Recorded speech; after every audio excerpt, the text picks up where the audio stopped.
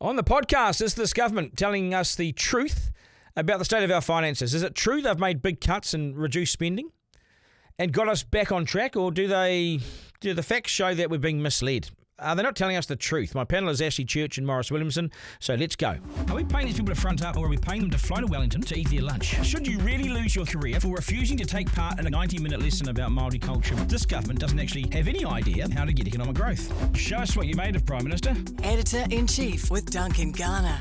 Okay, g'day, good evening, welcome to the podcast. I'm Duncan Garner. You are with the Editor-in-Chief, and please subscribe. Welcome along and please subscribe. You can text my name, Duncan, to 3598. I'll send you the link, and then you can join up for $7.99 a month. We'll send you all the extra content, which comes out today. And crucially, you will be a member of Team Duncan. You join the army as we take on all the other buggers.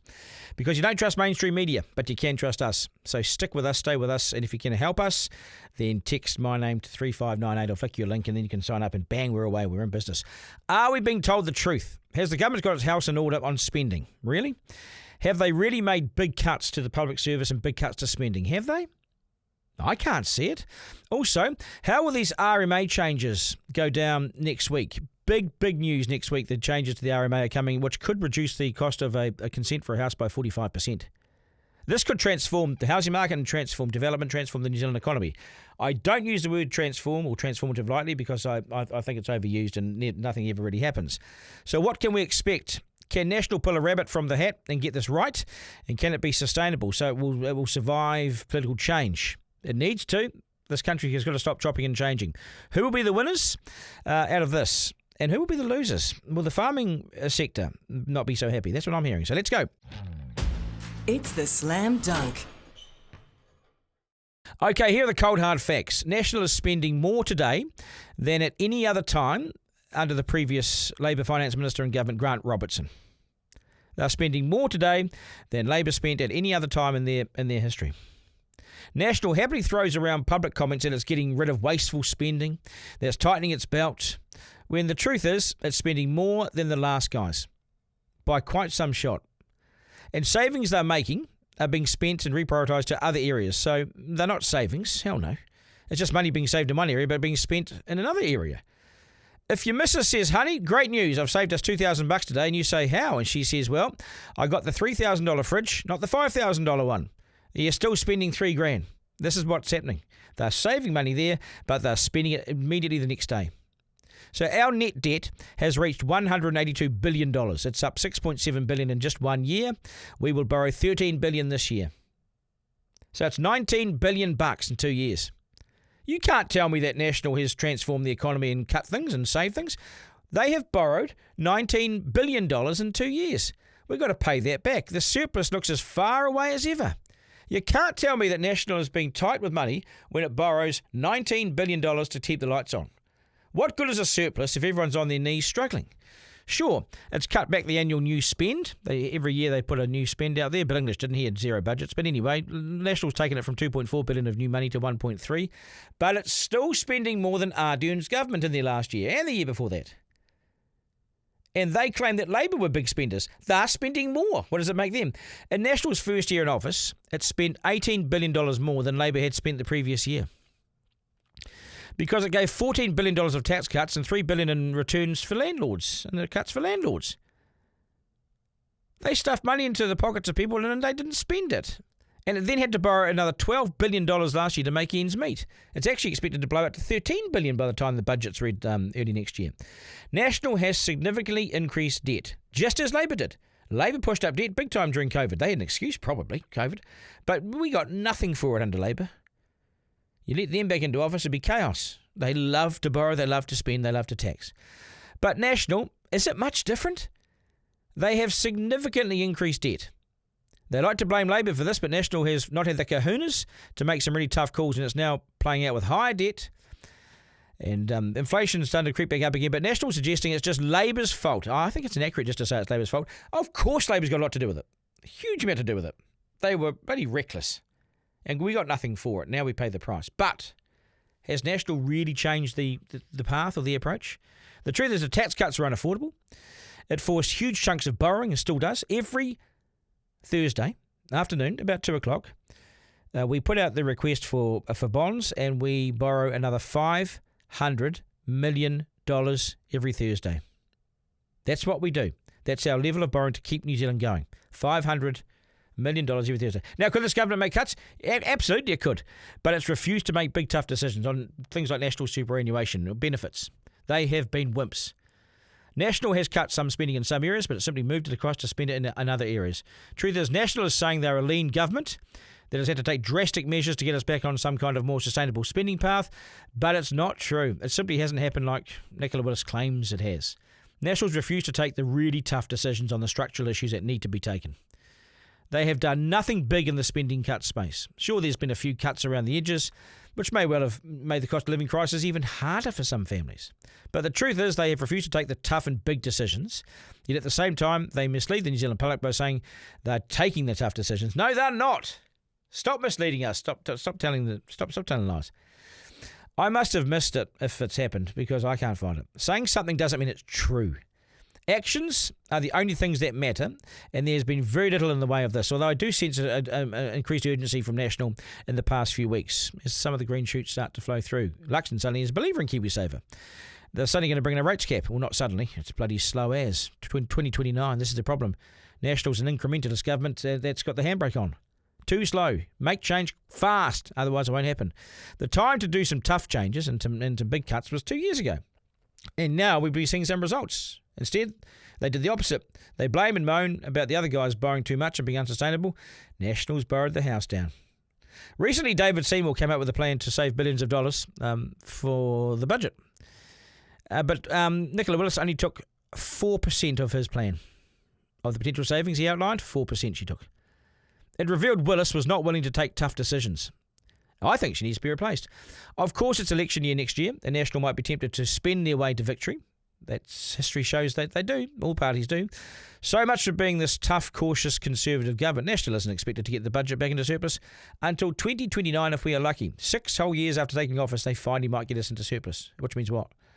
It needed to be more gutsy, and more courageous, more brave when cutting costs. It needed to reform big-ticket items like superannuation, which this year will cost $1.6 billion more than it cost 12 months ago. And you start doing the compound on that, and it's huge. But it's shown little appetite for really tough structural change and unpopular decisions. Sometimes governments have to give you the tough medicine, the stiff medicine, and make an unpopular decision. But you do that in the first year, not the third. When it truly had to go early, it went late. Now it's too late in the cycle to have any decent impact, so they're not doing much at all.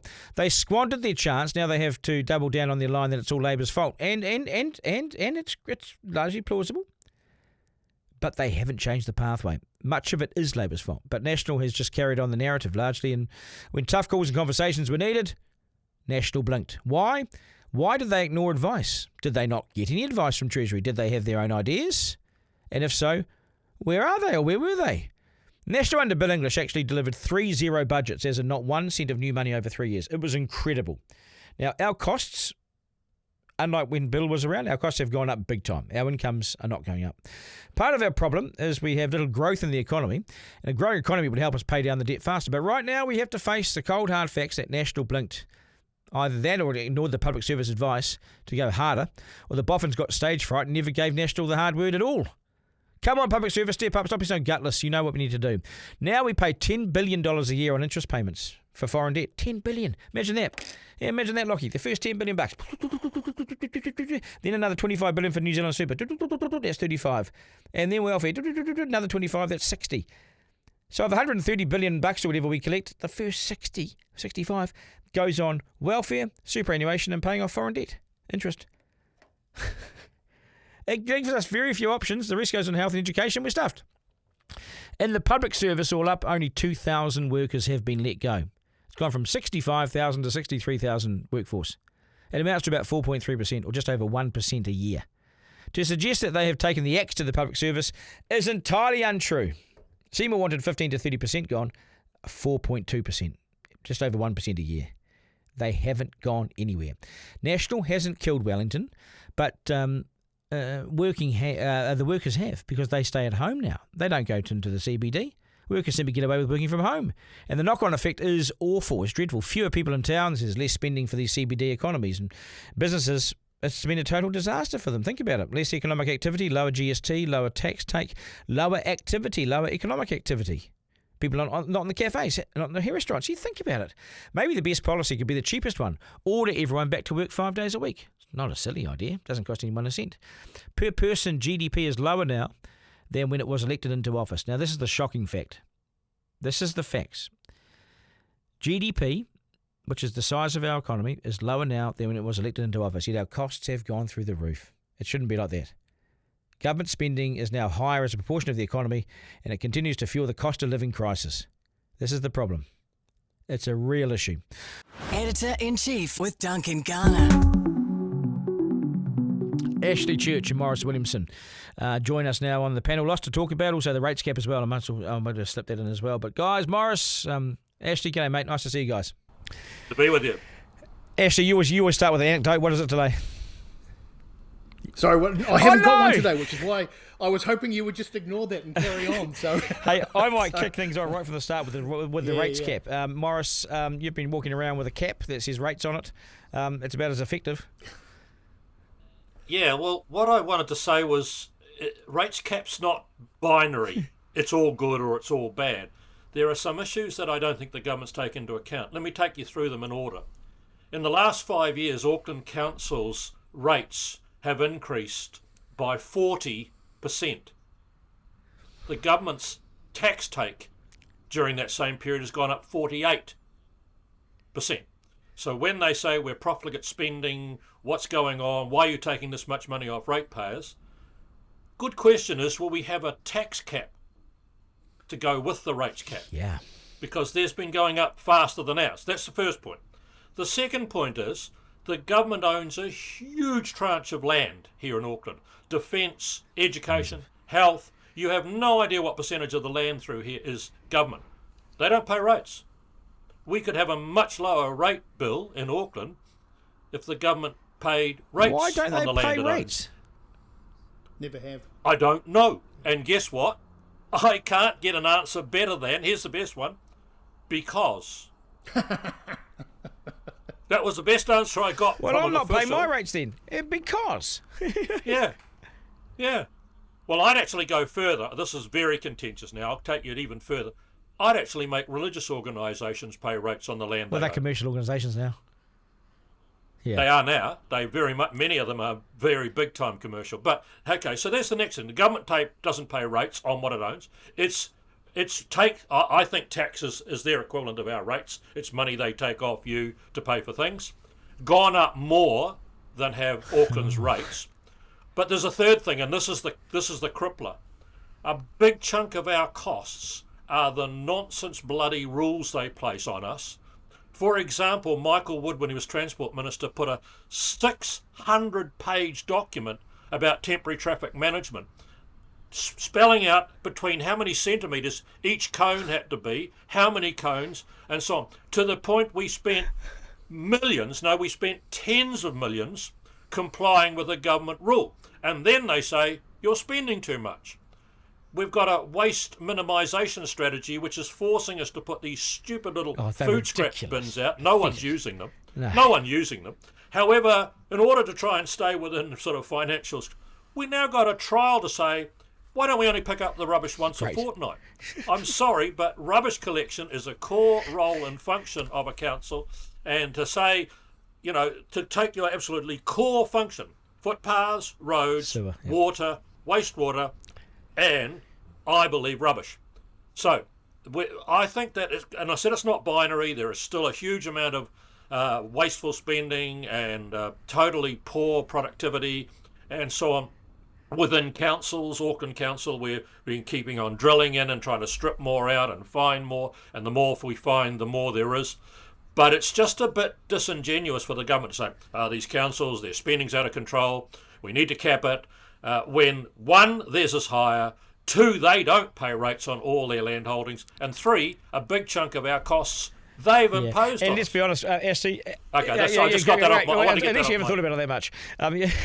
Now, Ashley, I say to you, the government can hardly sit there and say, you're spending too much, you're borrowing too much. They are not being truthful about this whole thing anyway, because they're spending shitloads and they're burning the house down. God. Yeah, but Maurice is letting the facts get in the way of a good policy. So the problem. Sorry. I only told you 3 things that are facts. So here's the other side of it, and this is why I think it's actually a good. Firstly, the optics of it are spot on. So it's Yes, one of the few things that this government's done where the optics are absolutely correct and they've read the mood of the nation. So, that's a little unfair. We'll come back to that. Okay, so if we look at how rates are currently cast, there's actually two quite distinct ways that you pay your rates bill. The first of them, and what this affects, is the portion which is levied on the value of your home, and that changes depending on where you are around the country. I don't know what it currently is in Auckland, but let's say it's 50-50. So about half of the rates you pay are based on an assessed value of your home, which is done once every 3 years. The other half is in the form of these things called uniform annual charges. And uniform annual charges, which by the way I hugely support, are these things that levy based on the actual cost of a service. So let me give you an example of this. Maurice will know this. Rubbish collection, it's pretty much the same for everybody, so we can assess what the value of that is to each ratepayer, so that's charged as a specific cost. Now, some councils are more advanced on that than others. So this only applies to the portion of of your rates bill which is actually assessed universally. And I would argue that's the unfair... the house. And that's the portion I would argue is unfair. But in terms of the optics of it, Labor have completely missed the boat on this, and thank God they have. Frankly, thank God they have, because this is the kind of policy, this is the kind of thing that's going to ultimately hang them by the baton. They oppose it. They oppose it. Yeah. So this is something that the ratepayers want. Maurice is right about tax, but there's a whole separate issue around tax reform for another day. Right now, this is saying exactly what the ratepayers want to hear, and but except it's not right now. It's 2029. It's 2029. Well, there is that. Phased in. It's to be fair, phased in. My old dad had a lovely saying. He said, "Don't do as I do, do as I say." My father's like that too. He gave me a whack. But 2029, you don't give someone a 3-year grace period to raise their prices as much as possible, and then you bring a cap in. I mean, good policy is quick policy. You had to give them something, and then it just becomes a subjective question of how long. You couldn't just do it overnight. You did have to give them time. This much time? Well, that's a subjective question. How long do they need to give? And of course, the other risk in that is if they lose government next year, the whole thing will be out the window anyway. Now, speaking of that, Maurice, are they being truthful? There's my understanding is there's a bit of a campaign coming next week. I can't say much more than that, but I think there's a bit of a campaign coming next week questioning the government's approach on debt and on spending and on cuts and everything. They haven't made big cuts. They haven't had big spending cuts. They haven't, and they're borrowing the house down. Yet they say they're on track, Maurice. Well, you'll be aware that's something I've raised on your show so many times. I've gone and done some looking at the Treasury's long-term fiscal strategy document again today, and I now don't think I'm going to be able to sleep at night because there's a few There's a few things in here. Let me just give you a couple of them. They go on that the reality is New Zealand's running a structural deficit of around 2% of gross domestic product. That means that even stripping out variations in the economic cycle, the government is spending way more than it earns. Now, let me take you to this sentence. On current projections, we are extrapolating on current policies. Net debt is expected to hit 200% of gross domestic product by 2065. As the Post reported as well, this was in the media, that means we could have a $246,000 of debt per New Zealander by that year. And it means that the government will be spending per person $36,000 inflation adjusted compared to $18,000 now. In other words, every person in the country right now, they spend $18,000. By then, not in actual terms, but in adjusted inflation terms, it will have doubled they will be spending if they stay on the same track. And that should stop everybody Why did from you sleeping. read that We've page? Got to stop. Why? That's the page you can't read. I know. No, I know. Don't ever read a page you shouldn't read. But without some drastic changes, Ashley, Maurice is right. That pathway is set. He is. Although I did exactly the same thing he did. I went and had a look, and I ran some comparisons between the hyperbole and the narrative coming from Willis and what's come out of Treasury. And I got it through ChatGPT, as one does these days. And I told it not to take into account opinion, by which I meant, because Treasury's got lots of ideological opinions that are different to the government, and they're entitled to do that, but that's not fact, that's opinion. So it basically came up with three. It told me, firstly, and this one's actually interesting, that they had undercosted the promise that they'd made about cancer drugs prior to the election. So they indicated that they were going to spend, I think, 280 million on cancer on 13 drugs that they were pledging. I think they've spent over 420. Yeah. But I don't think there'll be too many people watching the show that would begrudge them that, because that was actually quite important. The other really big one, though, and this is the one that Maurice and I will agree on, is that the surplus, and this is still the surplus figure that Willis is using, she's claiming that we'll be back into surplus by 2027-28, by the 2027-28 Treasury year or fiscal year. And Treasury are forecasting, based on current assumptions and based on current trajectory, that we'll still have a deficit of 3.1 billion. That's quite a significant difference between the two. But look overall, Maurice is right. And you know, I've kind of picked up the mantra that he's been pushing over the last couple of months, which is that she came into power, this government came into power, but Willis was the spearhead of it, on the basis that they were going to slash costs, that there was going to be a bonfire of expenses, that they were going to cut service, all sorts of things, and that hasn't happened. And because it hasn't happened, we can't have confidence that they're going to do this stuff going forward. The public service has gone from 65,500 to 63,700, so they've gone down 1.4% a year. It's about 4.2% overall. It is fuck all. It is nothing. Yeah. They promised massive cuts. They've done nothing but massage a few shoulders, Maurice. Yeah. Correct. That's absolutely correct. And that's the price they've been paying at the polls, because all of those fundamentals needed a complete redoing in order to stop the hurt that's going on in the economy, in order to stop the cost of living creating such hardship for most people and so on. You absolutely have to get into the fundamentals. It's no good playing with the windscreen wipers or the window wiper to wind it down a bit. You've got to get into the engine and the gearbox and change the I read thing. I read last night that the size of the New Zealand economy now is smaller than when Labour left office, but our spend in even that first year was $18 billion more than Labour spent the year before. I mean, this is from Treasury documents. That's incredible. That's a little harsh, though, because I would argue quite strongly, and I don't want to sound like a defender of the government, but I would argue quite strongly the reason that the economy is smaller now is as a result and a consequence of what Labour did over that totally don't disagree with that. Yeah. No, I don't think anyone disagrees with that. Yeah. And so when the current government came in at the end of 2023, they had all the reasons in the world to make it a almost cataclysmic set of policy changes. They did. Because you have no choice. They did. You can't just tinker with it, or we'll drop that a bit, or we won't fill any vacant places in the public service. No, you have got to go in there and rip it to shreds. I don't know what I've done this before, but I want to give you a quick quote from a principal here he's a principal at Maclean's College, one of the best schools in the country. And he said to me one day, you've got to go back and tell your Minister of Education that you can't just keep adding bureaucrats into the ministry. So I did some numbers, and I went back to him, I said, look, I've had a look, and it's gone up a lot. But even so, the average wage there is 57,000, so it's a long time ago. And 57 times the number, you're only talking 30 or 40 million or whatever it was. I said, that's not a lot compared to the total budget, trying to explain it. He said, Maurice, I don't care about the money you pay them for wages. I don't care. Tell them to stay at home and just keep paying them. I don't mind. But if you give them a desk, a computer and a phone, they feel they've got to do something. So we're now getting bombarded daily with, we've got to do out this survey, you've got to fill out that form, we're going to come and do an inspection for that, we're going to go and do a test for that. And he said, my teachers are spending so much of their time complying with bureaucracy because of what's been added. So if you don't want to get rid of them and you want to keep them employed and you don't want them to be on the unemployed stat, just tell them not to come in. Well, I think that's what's happened. Andrew Costa, do we owe him anything, Ashley? Well, we don't, but so just to be clear about what's happened. So as I understand it, there's two parts to this package, this departure package.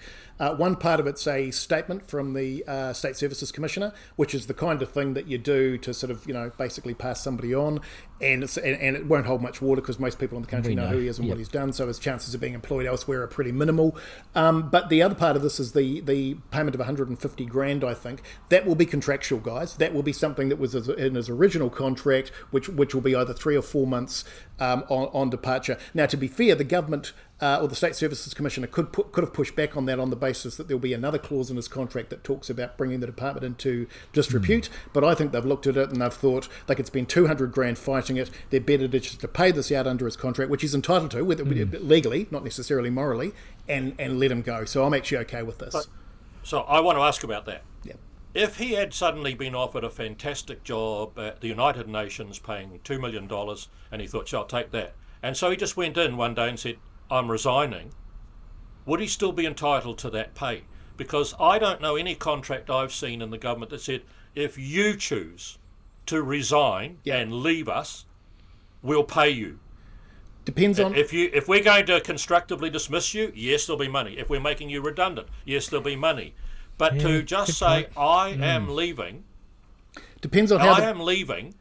Should I get some money for that? It depends on how the contract's structured, Maurice. What would normally happen is that you would work out that redundant. So you would resign and you'd work out that 3 or 4 months. So you would pay it, you would pay it, but you'd do it on the basis of work. In these sorts of situations where they put them on gardening leave or they go quickly, then yes, normally it's paid out in the circumstances. But Rose said he would have sacked him. The United Nations says we're going to pay you $2 million a year, but we need you to start next week. Yep. So you go in and say, I quit. 3 months, please. Then I quit today. You would probably void that aspect of the contract. Yeah. But Rose said he would have sacked him anyway. So he didn't have a leg to stand on. Rose said he would have sacked him if he didn't resign. So the reason why money's gone there is to make it smooth, so no one goes to court and no one drags it out, right? And to be fair, to save taxpayers' money, because if they'd gone through the process, even if they were legal, when you see these people that leave organisations and they claim that they've had payouts because they've gone to court, the reason that large organisations pay out in these situations and these pay disputes, it's got nothing to do with the rightness or wrongness of the issue. It's because it's cheaper to do that than it is to go through the court process. That's why they do it, and that's why. And there's a whole system in government, and you sign a form with the MB to say that you agree with this deal, and there's no one talks about it, and it's not agree, and no one it didn't happen. And so that's on. Yeah. I can give you a very close example. A person who owned a company here came and saw me about it as a local MP. He had a dispute with a secretary who he believed was stealing money and cooking the books and doing all sorts. And he laid her off. So she took a personal grievance. It all went to the court. She was seeking $50,000. And this is 20 years ago. Yeah. And the lawyer said to this manager, just pay it. And he said, what? He said, it's going to cost you more in legal fees and court time than the $50,000. It's a cheap outcome. Yep, no, I agree with that entirely. Hey, the issue with how crucial the RMA changes are to national success. This is Bishop next week. The RMA changes will be announced next week. This potentially rewrites local government. This is huge, isn't it, Ashley? Oh, this is massive. So the inferences at the moment is that it's only going to benefit one sector of the economy. It's going to work for developers and people that are developing housing, which is true. And incidentally, I didn't actually know that there was a delay on the stuff that was happening around the rural sector, around farming, until I got some information from you earlier. So I've gone and done a bit of research on this. So it is correct to say that yes, the changes are enormous. It's basically taking what was a benchmark piece of legislation from 1990 and splitting it back into two. One piece of legislation which deals with the environment, the other part that deals with the built economy or the infrastructure of the built economy. And that it will have massive implications, transformational implications across the economy, particularly with regard to the speed at which things can take place. However, farming is being delayed. Now, the reason farming's being delayed, in fairness, isn't because the government's not interested in it and just ignoring it. It's because the issues that are being faced in that sector are quite large, and they need to be dealt with properly. So we understand housing, we understand the infrastructural side of things, the housing stuff, which is around issues like fresh water and stuff to do with climate change. We've got to make sure we get that right. So I'm okay with them taking a little bit longer. So consenting becomes quicker and cheaper. Maurice, can you guarantee that with Auckland Council? Do they have the ability to go cheaper and quicker? We are daily working with officials and the bureaucracy to see if we can go better, faster, quicker, cheaper. But every day you think you've made 3 steps forward and then you find you've made 5 steps back. And we find examples where a cracker came to me just yesterday. I want to share it. An email came in and the guy said, look, I do this big charity fundraising once a year where we stick up a huge marquee on the North Shore Park or one of the big flat grounds over there. And we invite heaps of people and we auction off really important things that people have donated and we raise fortune for charity. And he said, and every year we go to put up the marquee, we've got to come to the Auckland Council and get a resource consent because it's over 100 square metres, the marquee. And every year it takes 3 to 4 months, and every year it costs us thousands of dollars to get the exact same consent for the same marquee on the same paddock as we did last year and the year before. And when I showed that to the mayor used words I can't use on your program and said to the officials, F, and some of them was fix it, but others would do with other.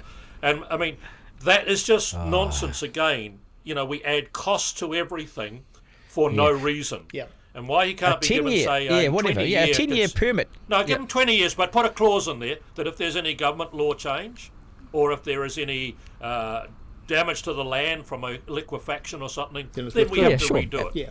But if it stays in its same condition, and your marquee is the same one that you're putting up every time, here's your 20-year consent. I think this is where New Zealanders are at now. I think New Zealanders have just had a gutsful, and they're grumpy with this kind of stuff because it's now everywhere, and the common sense is in the hands of the people on the ground, so they know what to do.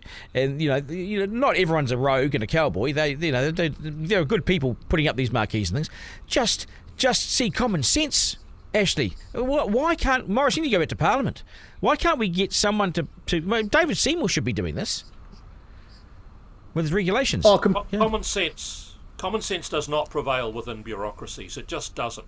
If there's a tick box exercise they go through, consent comes in, they go down the thing, has it got this? No, send out an email asking you need to follow this. We did that last year. Okay, well you need to do it again this year. Do it again. It was hilarious. When I just got re-elected to council and they came back with an email saying we now need all your details, your address, your IRD number, your bank account and so on. I said, no, hang on, nothing's changed. You've got it all from the last term. I understand for newbies because I was a newbie 3 years ago, but from now on, my stuff's the same. My bank account's the same. No, you have to fill it all out and sign it all again because the law of the land doesn't allow you to just transfer what you did last time. One of the things I learnt during COVID, and it really brought it home to me, one of the things I learnt during COVID was that there is a proportion of this country, and let's say it's 30% of the population, for whom deference to authority and deference to power is a part of their DNA, it's part of their psyche. And so whatever the government or the authorities, whether it be the council or what have you, tell them to do, they will do without question. Now, I'm convinced that a fairly significant proportion of those people find themselves into the public service, either at government level or working for councils, and those people believe, and look, I'm not knocking them for it because you've got to have some of them in society, but those people believe that a rules-based society is best for all concerned. And that's why we get this stuff. And they will continue to do it as long as the leadership of the country and the leadership of the council allow them to. Tell me what you think of this then. So I took a bunch of boys to the Condor Sevens in Tauranga last week. Okay, so there's a first 15 and under 15. So my boys under 15s, right? So and they're big strapping lads, right? Yeah. And so they went down to the beach after the after the games, for a swim with the school. Guess what? They couldn't go put their heads under. They were allowed to go up to their waist. Oh. And these are boys that do manus and all sorts of things all weekend. They were only allowed up to their waist. Now I've got to be very careful here because I'm on the school board and everything. But I was just tearing my hair. I go, what the hell? Well, they're just overseeing a rule. They've got to protect these boys. Don't bother coming home if you don't bring all these boys home. So, but shit, man, have we really got a big chunk of that, Nancy? To be fair to councils, a big chunk of that over the last 20 years in particular is risk mitigation. It's about insurability and a range of. So, for example, leaky homes, asbestos. Before that, there's a whole range of stuff that they're terrified about the practical implications, financial implications on them. So, So at the end of the day, the only people who can fix that are government. And so I. But isn't it a misinterpretation of the rules though? Is it over-interpreting? Yeah. Over-interpreting. Yeah. I want to share with you a little thing I heard driving into the council on Tuesday morning when the rates cap had been announced. People were calling into the talkback show and saying it's fantastic, these councils are out of control. And a guy said, I'll give you an example. He said, we were working at a swimming pool complex, or I'm on the board of the swimming pool, and we wanted to put a little drinking fountain where you just press the button and the water squirts. So we got a quote from council what it would cost to put it in there. And the figure was $22,000. And he said, but I'm on the board of a local high school, and we've just put a number in our changing rooms of these little drinking fountains. They cost $1,500 to buy, and it were $2,000 all up when you cost the installation. So I went back and I said, you cannot be serious. We've said $2,000, you're saying $22,000. They came back with a spreadsheet of it, and sitting in there, one of the numbers which made me just about drive off the road, $4,000 in there was for temporary traffic management. This is it. No. Yes. No. Yes. Hey, how much of it was for EWE consultation? Oh, there was quite a bit in for that as well. You had to do your treaty consultations to make sure that the drinking fountain complied with this traffic management thing. This is bullshit. This traffic management thing, it really is now a noose around our country's neck. And I thought they were going to do something about this. This is shocking. Well, they have, but to be fair, Bishop's put some what would you call runway time in place where to come into compliance. I've been so adamant. I've gone on since I've been on the board of Auckland Transport. I've been pleading to call all the big contracting companies in and say to them, you listen here and you listen clear. There's a new sheriff in town and the rules are, if we find you've left cones out after you've finished for sometimes a week or 2 weeks, they're still there and they're not doing any work, then we will fine you and you will accumulate some demerit points. And if your demerit points go past a certain number, you won't get any work. We will never allow you to contract with us again. Brilliant. Get tough. And you can't do that. That'll be that'll be challenged as. I said no, it won't. We've got a set of rules, and they're not. I take them almost daily. An example where there is 5,000 cones being put in a street here, so they could fix a water main that was leaking on a corner. And when I got them out to have a look at it, this is ridiculous, and they came and took all the cones away, and the guys had about 12 fixing it on the corner. That's what costs you as a ratepayer and you as a taxpayer ridiculous sums of money for no benefit. I'll give you my favourite example, and you might be able to explain this one to me, Maurice, although by what you just said you probably won't. My favourite is when there's a range of road cones going for 2 or 3 kilometres, and there's the truck with the big arrow on the back, the big huge display that drives in front of the traffic at 15 kilometres per hour, going all the way down. And as you look to the left and the right, there's nothing going on. There's no work happening. And it's I've come to the impression that this is just these guys. No, I mean, if I'm not around next year, I have set up a traffic management business because I tell you what, where's the $4,000 go? I mean, they're paying the.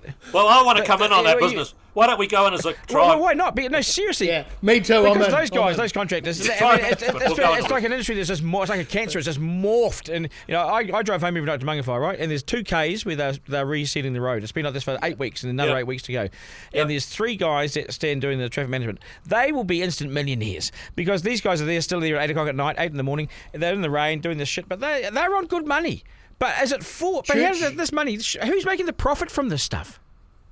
Church, Garner, Williamson, traffic management consultants. I can see the sign now. We're in. Let's start. CWG traffic management. Yeah. No, I still think WGC. Yeah, GC. Yeah. No, I think GC sounds better too. I want to be first. What a good. Yes. That one. Character. Okay, guys, I'm going to leave it there. Editor-in-Chief with Duncan Garner. Okay, that is us. Appreciate your time. Appreciate your presence. Appreciate you watching the podcast. Appreciate your feedback. Duncan@rover.nz. If you haven't subscribed, please do. You can text my name Duncan to 3598. I'll flick you a link, and for $7.99 a month, you'll get all the extra content on the Friday, which is today. You'll get my newsletter. You get the content, which is where we predict things, what's going to happen next week. We give you all sorts of insight. So.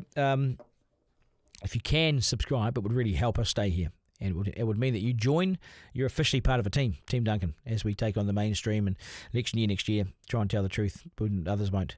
So I appreciate your time. Thank you so much. Thank you for your loyalty. Thank you for your support. Thank you for your comments. You can always email me, no problems. Just get hold of me, Duncan@rover.nz. To Lockie, thank you, sir. You're nailing it. He's writing me, man. He's writing me hard. Yeah, in a work sense. What are you saying? Thank you, folks. Remember, life's a dress rehearsal. There's no curtain raiser. This is it. We live in one of the best places on earth. Get out and enjoy it. Did I mention Brody? Thank you, Brody. And we'll do it all again Monday. Take care, folks. Ta-da. Editor-in-Chief with Duncan Garner.